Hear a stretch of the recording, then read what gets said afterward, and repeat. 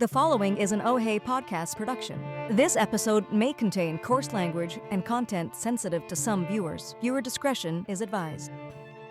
Welcome to Our Downtown EastSide. I first want to start with a land acknowledgement that we're on the ancestral and traditional lands of Musqueam, Squamish, and Tsleil-Waututh nations. I also want to do an acknowledgement that we're having a show called Our Downtown EastSide Talks without Downtown EastSide residents.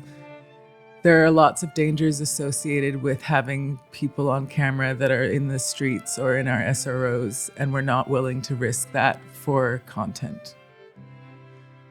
Today we have Kareem Allam. Welcome, Kareem. Thanks for having me on, Effie. Of course. Now, tell me a little bit, give a quick introduction to who you are.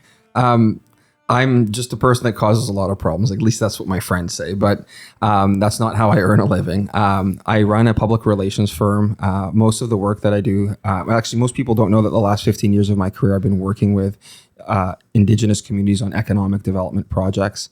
It's given me an opportunity to travel the province. My business partner at my firm, Miles Richardson, is a former president of the Haida Nation. And a lot of the work we do is around governance, but also sometimes in negotiating some of these economic development agreements, sometimes with outside companies and sometimes with government.